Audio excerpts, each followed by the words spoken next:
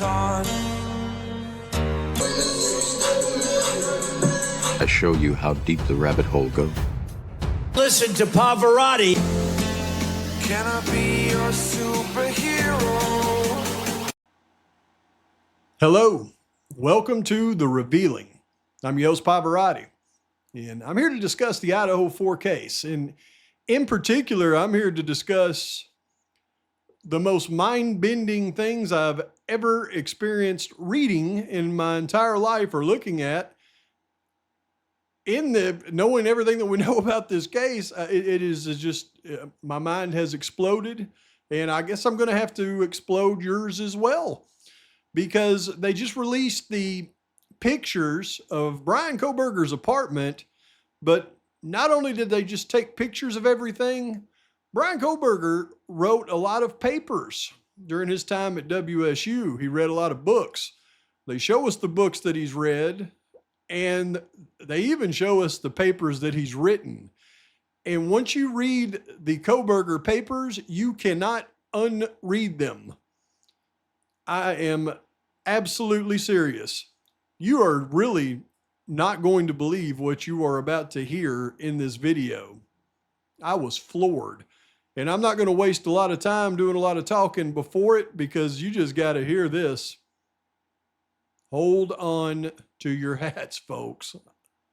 I promise you, you won't have them on your head when I get to reading the Kohberger papers. Let's go. We're going to start right here. These are all the books that they put all over the living room here in Kohberger's apartment that he had been reading and writing his papers on.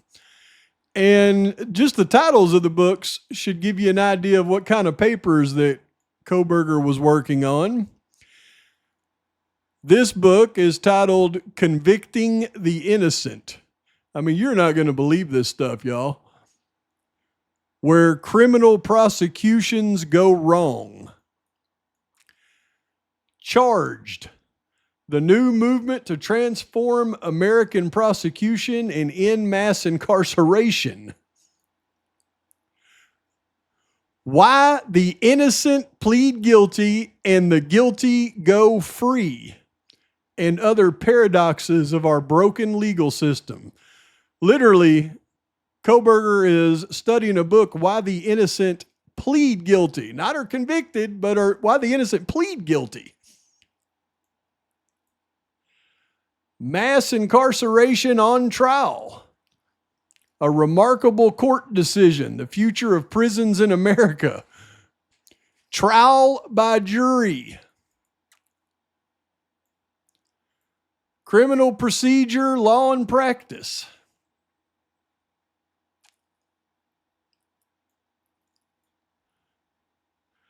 Research methods in the social and health sciences. Making research decisions.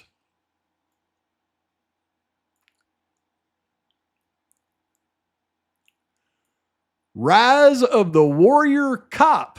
The militarization of America's police forces. Crazy. A father's search through America's mental health madness. Unsafe in the ivory tower. The victimization of college women. Sounds like he was really a person that hated women. He's studying about how they're victimized by other people. Let the Lord sort them out. The rise and fall of the death penalty. America's safest city. Delinquency and modernity in suburbia. Are you kidding me?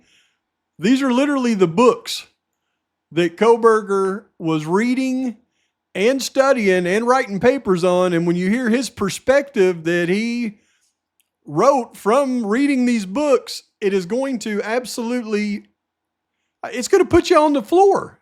It's going to put you on the floor. Here we go. Now, before we go into the Kohberger papers, I have to revisit the July 23rd, 2025 judgment of conviction and commitment. And this is the judgment of conviction and commitment, where the judge goes through and gives Kohberger his 4 or 5 lifetime sentences on everything. And it's important to reiterate this before we read the Kohberger papers, because you're going to understand Kohberger's in-depth understanding of the entire process that we have gone through for 1.5 years, 2 years, 3 years, ever how long it's been in this case. And he understands it better than you can ever possibly imagine, every facet of it. But I got to remind you of this, because the judge put this at the end of the judgment of conviction, and it does have a lot of merit, I assure you. Pursuant to the plea agreement entered by this court on July 2nd, 2025, defendant Bryan C. Kohberger waives all rights to appeal any and all issues in this case, and waives the right to file a motion pursuant to Idaho Criminal Rule 35. So you can't appeal, Kohberger. Nonetheless, you got to love this justice system. The judge puts this in here for a reason, because this has to be adhered to. Nonetheless, should defendant elect to file a notice of appeal, it must be filed within 42 days from the entry of this judgment. You are further notified that you have the right to be represented by an attorney in any appeal, and that if you can't afford to retain an attorney, Kathy Mabbitt will be appointed at public expense. Further, if you're a needy person, the cost of the appeal may be paid for by the state of Idaho. If you have questions about your appeal rights, you should consult your present lawyer, which would be Ann Taylor, and ask Ann Taylor, hey, what do you think about Kathy Mabbitt? I wonder if Ann Taylor will tell you what she really thinks about Kathy Mabbitt. But nonetheless, defendant should elect to file a notice of appeal. It must be filed within 42 days from the entry of this judgment. This judgment was entered on the 23rd day of July, 2025, which means Kohberger is down to 5 days to file his notice of appeal. Now, everything that I've looked at in this case tells me that there is no way he does not file a notice of appeal, but I guess we're going to have to wait and see. But here is one point I do want to make. And somebody put this in my comments, and I agree with it 1,000%. No attorney out there rushes to file anything early. They always wait to the last possible second. So if an appeal is going to be filed, you can bet it'll come down to the last minute of the last hour on the last day. Let's get into the Kohberger papers. We're going to start with this one. You can see this is written by Bryan Kohbeger, and it's a paper regarding the Rakoff quiz, which was in one of his books. And I'm just going to read the underlined portions, or I'd be reading his entire papers on every one of these. But these are Kohberger's words, his perspectives. The founding fathers believed that all citizens deserved the right to a speedy trial by jury, one which was considered a basic liberty that all citizens deserved. Beyond the shocking breadth of the American prison system, there lies more evidence of procedural injustice, namely that our system has produced many false confessions. What follows is a discussion of the nature of false guilty pleas. Not just false confessions, but false guilty pleas within the country, as well as an explanation of what might be done to rectify the problem. This entire paper Kohberger is writing is on false guilty pleas. Since 1989, there have been about 2,400 falsely convicted citizens that have been proven. Criminologists believe that the scope of false convictions may span from 2 to 8% of all convictions, indicative of a system that somewhere in its functioning unjustly strips citizens of their life and liberty. Furthermore, 9 to 10% of Innocence Project exonerees, this is before Kohberger was ever arrested, y'all. He's talking about the Innocence Project and false guilty pleas. Exonerees, look, 9 to 10% of Innocence Project exonerees pleaded guilty to crimes they did not commit. There are two main ways in which these unsettling statistics and estimates reflect the shortcomings of the American justice system, according to Rakoff. Citizens' decreased access to courts, as well as issues in forensic science.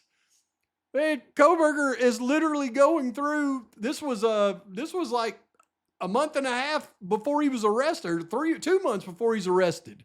He's going through talking about the Innocence Project, how everybody's pleading guilty to crimes they didn't commit, and it's due to decreased access to courts and issues in forensic science. Don't ever think that he wasn't sitting there the entire time knowing exactly what was taking place. This is the first layer of how false guilty pleas manifest. That is, disadvantaged citizens are seemingly targeted and subjected to the harshest of punishments. That followed the tough on crime era. Such harsh sanctioning came in the form of mandatory minimum sentences and federal sentencing guidelines, leading to the current figure of 2.2 million incarcerated individuals, which has not decreased, along with 50% decrease in crime since the 1990s. And I've always agreed with this. They take nonviolent offenders, give them minimum sentencing guidelines, put them in prison, and continue to create new laws to put more people in prison. Yet over the last, Kohberger is absolutely right. Since the 1990s, crime has decreased by 50%, but the incarceration rate has stayed steady, if not increased. A lack of judiciary oversight is the second component that influences false guilty pleas. The ingrained nature of harsh sanctioning is another element of legal culture that seems to reinforce the necessitation of entering false guilty pleas in the minds of the disadvantaged. Plea bargains accounted for 97% of case resolutions in 2018, reflective of an automated system of justice that is dissimilar to the vision that our founding fathers had regarding a jury trial and other Sixth Amendment ideals. Can you imagine reading this? Kohberger wrote this paper, and what have we been talking about? The plea bargains, the automated system of justice. It's not what our founding fathers envisioned. And we do videos standing in front of the American flag going, this is not what our country's supposed to be about. Kohberger wrote papers saying the same stuff. It's insane. Thus, and he's specifically talking about plea bargains. Thus, plea deals proliferated, reflecting the downward trend from 19 to 3% of federal cases leading to a jury trial in 1980 and 2020, respectively. Furthermore, prosecutors tend to charge defendants with the most serious charge unless a plea deal is reached. So, for example, in this case, what do? Bill Thompson, you're getting the death penalty unless we reach a plea deal until you're forced to take it, knowing that a grand jury will likely approve their charges if necessary.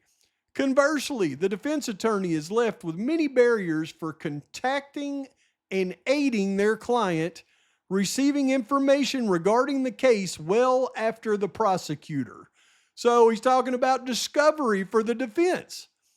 As has been discussed, false guilty pleas manifest due to a lack of judicial oversight and plea deals that seem to compel defendants to enter them. These factors all point to a lack of access to courts. If defendants fail to accept a plea bargain, prosecutors will pursue the strictest charges. If anybody ever puts in my comments again, why did Kohberger take the plea deal then, Pavarotti, and not go to trial? Well, he's telling you right here, 2 months before, a month and a half before the crime was committed, 2 months before he's ever arrested, what happens to people in these hearings, in these trials. And this is why he pled guilty, because he's telling you this is what the system does. A process that Rakoff argues is poorly mediated by grand juries. What happened? Kohberger was indicted by a grand jury. This process circumnavigates defendants' confidence in pursuing trial. This process circumnavigates defendants' confidence in pursuing a trial. Don't ever say it was Ann Taylor that advised her client like he's a little monkey and didn't know what he was doing. Kohberger knew more than Ann Taylor. So some people simply plead guilty to crimes they did not commit as to choose the lesser of two evils. Are you kidding me here? This is Kohberger's paper. The next participant for false guilty pleas is simpler. Court's reliance on expert testimony. How about them Barnharts that falls short of scientific certainty? How about the FBI's exhaustive report on suspect vehicle? For instance, in false convictions involving unaliving and the R word, 70% of cases involved eyewitness misidentification. You don't say they're bushy eyebrows, Dylan. 30% involved false confessions, and 45% involved misleading testimony by forensic expert witnesses. You have got to be kidding me. In all false conviction cases, 40% involved eyewitness misidentification. This case didn't even have misidentification. It had eyewitness identifying half the society, that could have fit the bill. As is evident, court's acceptance of expert testimony is problematic if given too much weight. Y'all, this was before crimes even were committed. Kohberger knew all this time. You would think Kohberger, well, he's autistic, sitting there, doesn't know what's going on. Kohberger knew everything that was going on, everything that was happening to him, and he told us why he was going to take a plea deal before he was ever arrested and tried in this case. It is unbelievable. Eyewitness testimony, for instance, is inherently problematic, as human memory and perception are not quite like a camera.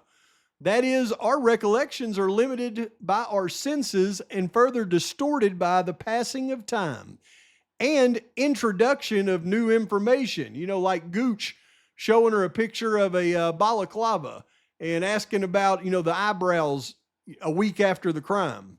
For instance, after vaguely seeing the perpetrator of a crime and then being shown a group of suspects in a police lineup, one might incorporate attributes of the individuals within the lineup into the recollection of the actual perpetrator. In essence, the initial memory of the perpetrator has been distorted and encoded with new information. Police suggestiveness and stress at the time of the crime also influence inaccurate eyewitness accounts. My goodness. In terms of the remedy for eyewitness testimony, Rakoff recommends that prosecutors to be trained in the limitations of eyewitness testimony. Also, he recommends increasing video surveillance in public places. Give me a break, y'all. Kohberger is pointing out the fact that they recommend increasing video surveillance in public places so that you don't get accused of a crime you didn't commit, thus limiting the need to rely on eyewitness accounts. Regarding faulty evidence collection in general, Rakoff recommends the following factors. Make forensic labs independent of police and prosecution offices, thus making them partners of, but separate from, law enforcement prosecutors. All forensic science labs, state and private, should be subject, and we got to flip it around here. Did I go too far? Dang it.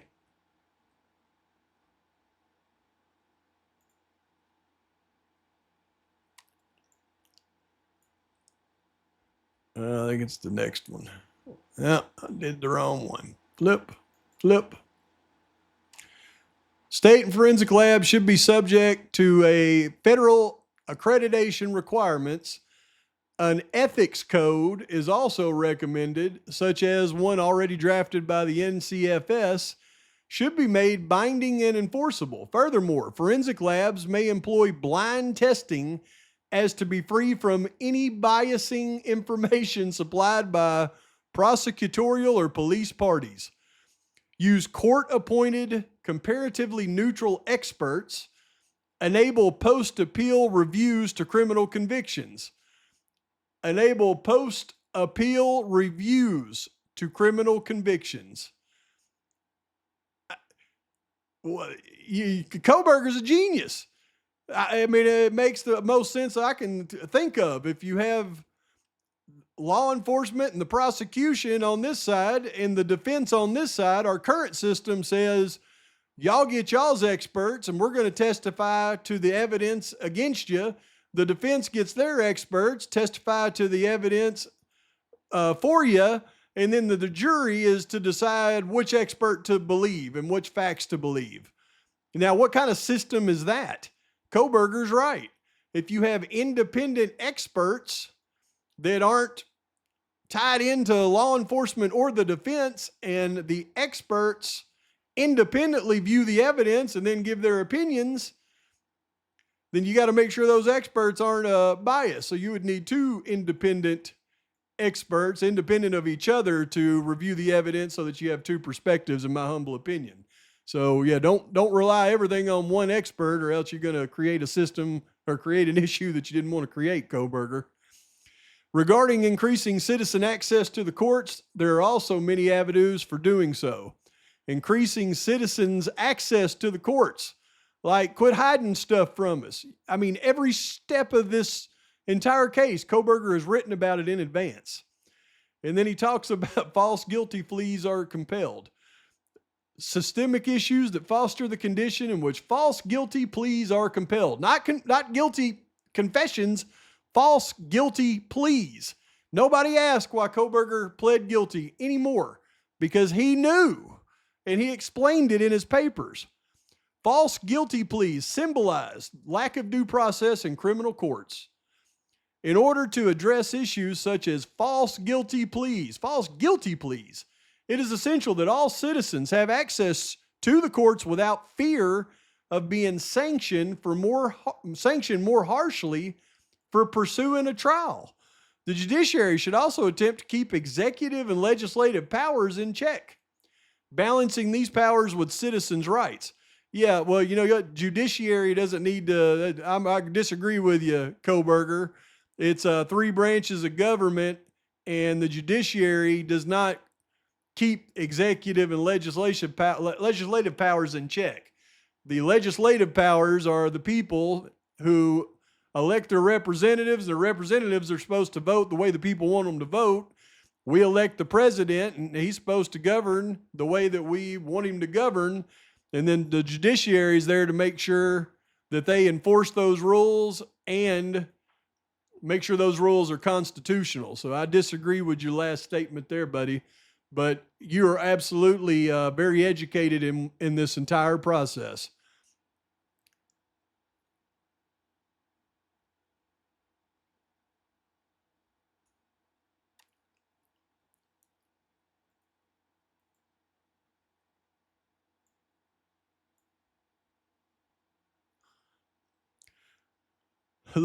Here's our next one. Look, written September 21st, 2022 by Bryan Kohbeger. Mass incarceration and prosecutorial power, a remedy?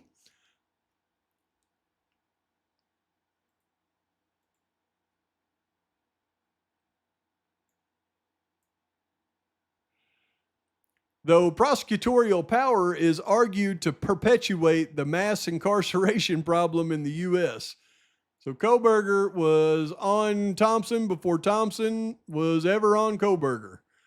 And now this goes through one of the books he was reading. It gives two case studies, and one of them is somebody that was forced into a plea deal, and the other one was a guy that was given, you got Nora is the one that's forced into a plea deal that was actually innocent.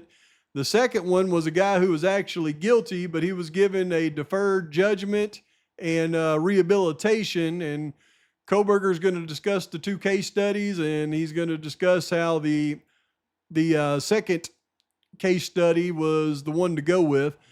But this first case study is regarding Nora. Nora's story started when she discovered her mother's savage unaliving and called 911. And it goes on to talk about her story, how she was out partying and other assets of it. I'm not going to go through the whole thing, but then it gets to the prosecutor, Wyrick. Wyrick's assertion of Nora's guilt were further galvanized by the fact that Nora's alibi was not quite secure and had changed throughout the investigation. So the prosecutor wanted that alibi, and they were galvanized about Nora's alibi, and that became a big issue while the prosecutor was really going after her. So Kohberger absolutely knew the importance of alibis. With respect to the strong exculpatory evidence in the case, 2 unknown individuals were implicated in the mother's unaliving by way of blood DNA evidence left at the crime scene. The DNA did not match Nora. Blindly insistent on Nora's guilt, Wyrick had the teen in a position of desperation and fear, as is a theme with Bryan'S book. A plea deal was extended that traded a confession for a hefty, albeit lesser, sentence of 25 years. If Nora failed to admit to the crime, she worried that she would end up with first-degree unaliving charge that the prosecutor fervently fought for. Still, Nora stuck to her innocence and pleaded not guilty, and was, to her detriment, Kohberger says, to her detriment, convicted of second-degree unaliving.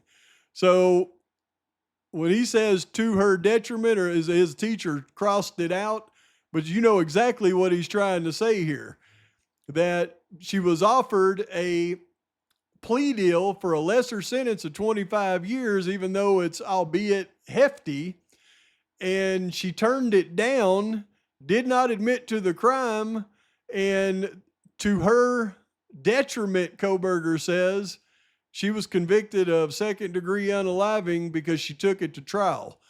And he points out the fact that 2 unknown individuals whose blood DNA evidence were left at the crime scene did not match Nora. 2 unknown male DNAs at the crime scene did not match Nora, but she was convicted anyways because her alibi was not as secure as she would have liked, and she did not take her, albeit hefty, but lesser sentence from the plea deal. She took it to trial, and to her detriment, she was convicted of second-degree unaliving. I can't even make this stuff up.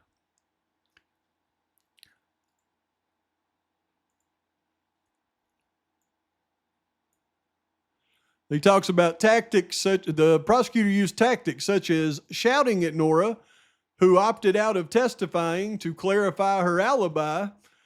In essence, this misconduct deprived Nora of a fair trial, which the Tennessee Supreme Court later rectified.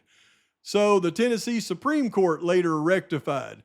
Now, see, when he talks about the prosecutor's tactics such as shouting at Nora, who opted out of testifying to clarify her alibi. So the prosecution wanted Nora to clarify her alibi, but Nora had opted out of testifying. And because of that, the Tennessee Supreme Court later rectified her sentence.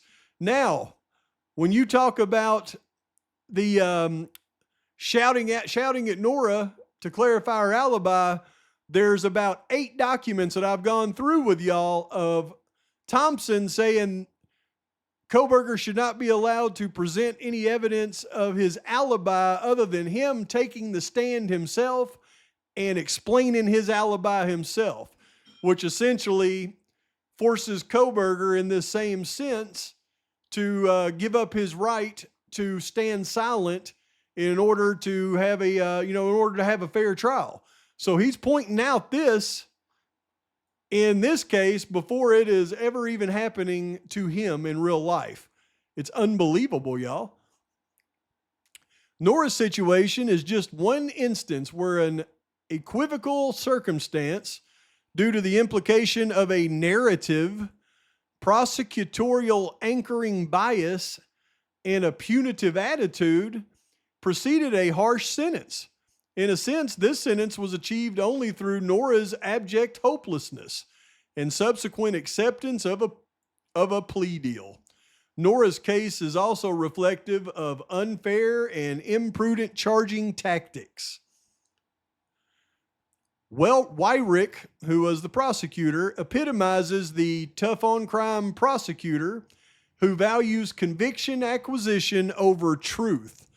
In fact, this very tactic seemed to bolster her chances at re-election, reflective of the public's culpability with respect to the perpetuation of punitive hypercarceral measures. The prosecutor's circumvention of ethics charges reinforces the mentality that prosecutors may, with impunity, employ unethical tactics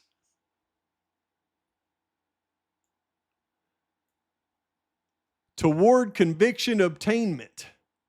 Brazelon contends that such chutzpah is motivated by punitive ideologies, which in Nora's case led to the suppression of exculpatory evidence.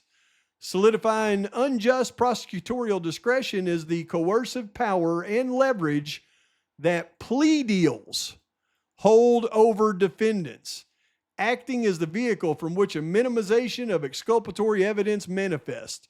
Furthermore, prosecutors are also, in many jurisdictions, allowed to determine the importance of evidence in a trial, which may be remedied by an open file discovery system. My goodness, which may be remedied by an open file discovery system. Now, what have we had happen here? The prosecutor told everybody what the important evidence was in the trial, and Kohberger was forced into a plea deal.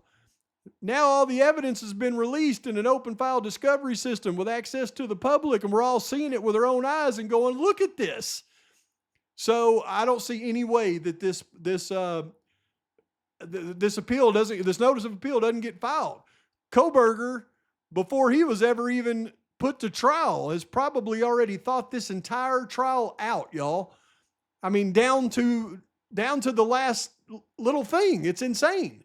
But I got to read you this next part, and it is unbelievable to me because of what Kohberger, he essentially talks about the guilters. Literally, he essentially talks about the guilters and how he calls them asinine. I'm not kidding.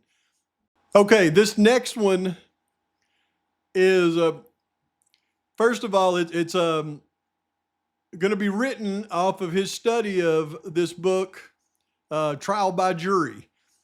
And in the book, the author goes through some cases. The one that Kohberger specifically is focused on is a case where the guy was pleading self-defense, and the jurors, he goes through them specifically.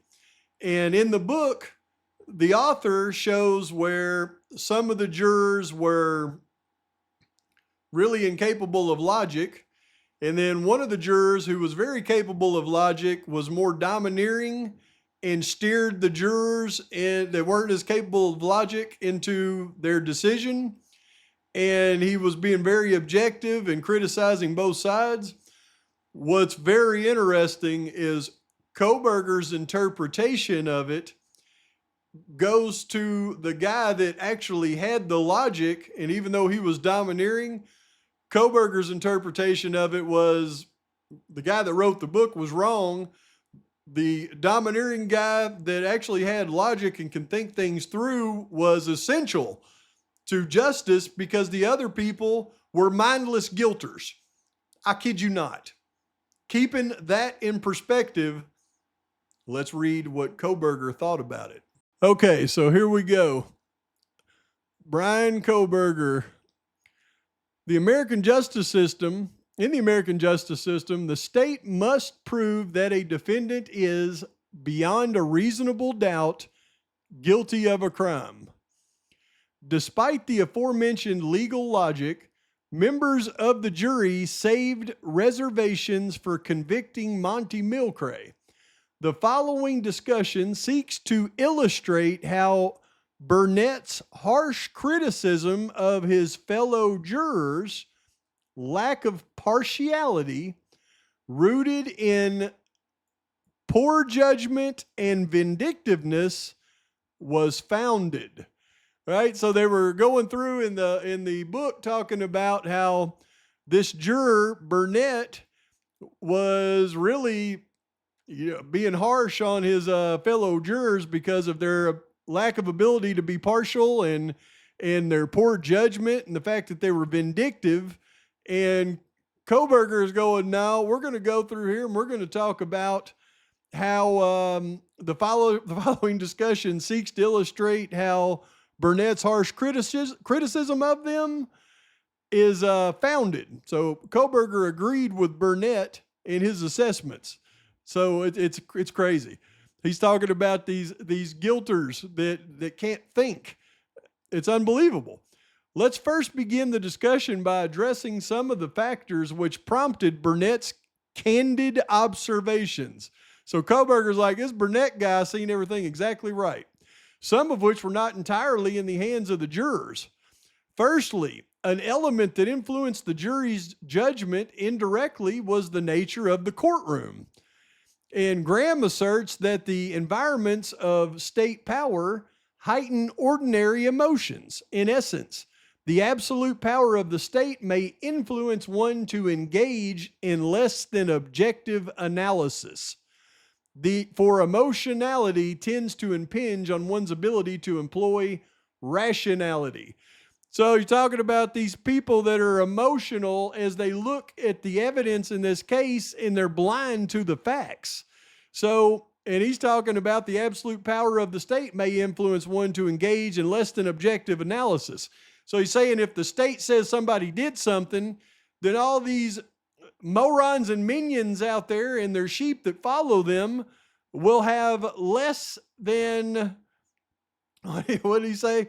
They'll have less ability to employ rationality is what he's trying to say. It's crazy. Next, we must discuss what Burnett did to seem to hold against his fellow jurors. Well, let me re-say that. Now we must discuss what Burnett did seem to hold against his fellow jurors, especially with respect to depriving Milcray of his liberty. So he's talking about Burnett holding the things against the jurors in respect to they were going to try to deprive Milcray of his liberty for not being objective in the case. For one, the lack of partiality seemed to stem from his fellow jurors' inability to understand the instructions given by the judge. So he's saying these people are just stupid. They can't even understand the instructions given by the judge. So that's one of the reasons why they're impartial, or they're partial to the prosecution. Guilters. Adele exemplifies the frustrations of Burnett. See, Kohberger is like, here, this Burnett guy's got it right. For despite her background as a well-educated individual, see, a lot of these guilters are well-educated, but they seem to refuse to accept that the burden of proof was on the state. This is Kohberger's words. Even though they're well-educated, they refuse to accept that the burden of proof was on the state. You know, all these guilters out there saying Kohberger needs to prove he's innocent. Surrounding Adele was a groupthink mentality, you think? Whereby other members of the jury, with their own prejudice against Milcray, Milcray's character, seemed to also refuse Burnett's rationale. The jury would end up asking the judge whether the burden of proof was on the state, and if so, whether the unaliving and self-defense claim had to be proven or disproved respectively, beyond a reasonable doubt. He's like, man, these jurors were asking the judge, do they have to prove this beyond a reasonable doubt, judge? Is it on the state, the burden? And then he goes on to say, when this information was finally given the jurors, their reluctance to analyze the issues at hand continued. So Kohberger's like, man, these jurors are I mean, they're brainwashed and they can't think. And there's one juror on there, this guy Burnett, who isn't like that. He can think, and he's having to guide these other people. And Burnett's a hero in Kohberger's mind. I bet you he was thinking about Burnett all the way through this entire process, hoping that he would get a Burnett on the jury, but knowing it wasn't likely. Then he goes on to say, for instance, Susie, due to her previous experiences having been lied to, seems to identify Milcray as a duplicitous and by extension unaliveness individual. So because of her previous life experiences having been lied to, she's going to take that out on Milcray and assume that he's that type of individual. So this is just going to the public brainwashing of the state's non-evidence against Bryan Kohberger in this case and how all these guilters were formed in their mind. Felipe, another member of the juror, outright disregarded the process and was willing to convict Milcray for the sole purpose of being released earlier. Man, he go ahead and convict him. I don't want to be on this juror any longer. I want to get out of here. Through Burnett's insistence, Susie seemed to concede that there was reasonable doubt regarding Milcray's intention to unalive, but still contended that Milcray received some punishment. Jessica and Adele also seemed to want to hold Milcray accountable for something that they were unsure of. So once again, Kohberger's really understanding through his studies the mindset of what a jury really has. And he could only hope to get a Burnett on that jury. Within this reluctance lies the biggest support for Burnett's assertion that his fellow jurors were failing to employ good judgment and wanted to convict the man without necessary legal reasoning or proof. So Burnett is Kohberger's hero in this entire story, and it's just ironic that Kohberger must have been looking for a hero this entire case and didn't believe he was going to get one. The distinction between law and justice is salient to this story. For the ambivalence about sticking to the case facts, what do we always say? Just stick to the facts. Look at the real facts of the case. Stemmed from a moral conflict. It says the ambivalence about sticking to the facts of the case stemmed from a moral conflict. The jury's anticipation of the disappointment and horror that Cuffy's family would experience likely made the decision seem more difficult. So the jury was like, "Oh gosh, we're gonna have disappointment and horror to the Gonzalez, to the Chapins over here, and that's going to make their decision more difficult." When Kohberger's looking at all the media attention about the families, he's got to be keeping this in mind as he's thinking, dang, I'm going to have to take this plea agreement just like I've written about in my papers. Considering the lack of objective reasoning on behalf of the members of the jury, this is Kohberger's words, considering the lack of objective reasoning on behalf of the members of the jury, and I'll go on to add to that Kohberger and the members of the general, followings of this case known as the guilters, it is clear that Graham Burnett's frustrations were wholly justified. He's like, man, this guy has common sense. He's looking at the actual facts, and he's keeping an open mind, and he's not basing things on emotion, and he's wholly justified in thinking these guys are a bunch of morons. The jury seemed to ignore the facts of the case and interpret them in a way that was irrelevant to the most important aspect of the case. Did Milcray act in self-defense, which was the case? His use of the word idiotic, though, listen to this, I love his use of the word idiotic, talking about Burnett's to the other jurors, though reflective of frustration or perhaps a sense of superiority, was partially correct. For it is certainly asinine to ignore the facts of the case and disregard legal logic. Burnett was correct that his fellow jurors seemed to lack good judgment. I'm not even going to add anything to it. Considering the facts of the case, Burnett remained objective throughout the deliberation process. His contention that his fellow jurors did not understand or care to understand the facts of the case was proven correct throughout the book. Kohberger said Burnett was, one of a very few on the jury who actually could look at the facts of the case and not get emotional and not be asinine or idiotic like mainstream morons, their minions, and the sheep that follow them.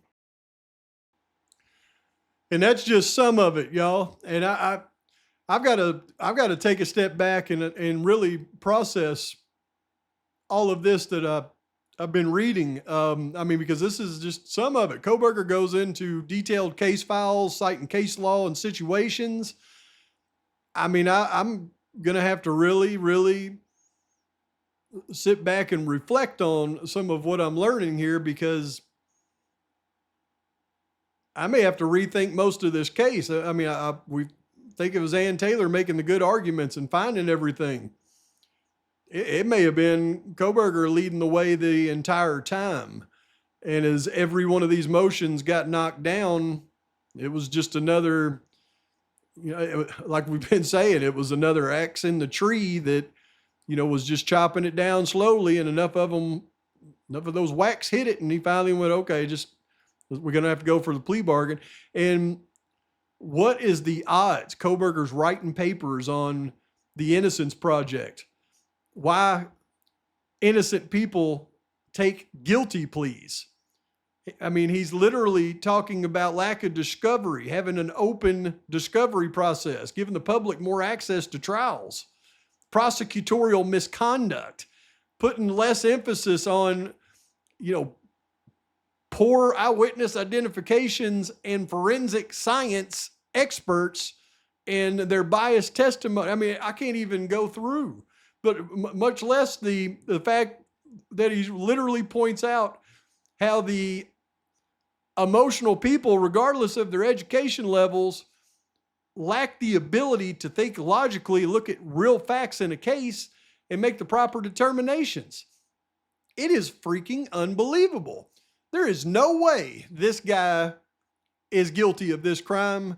And if you can read the stuff that I just read to you and think that this guy would have gone in like Super Ninja and twirled around with an SKS in one hand and a K-bar knife in the other and do the damage that was done in this, you have got to be freaking kidding me.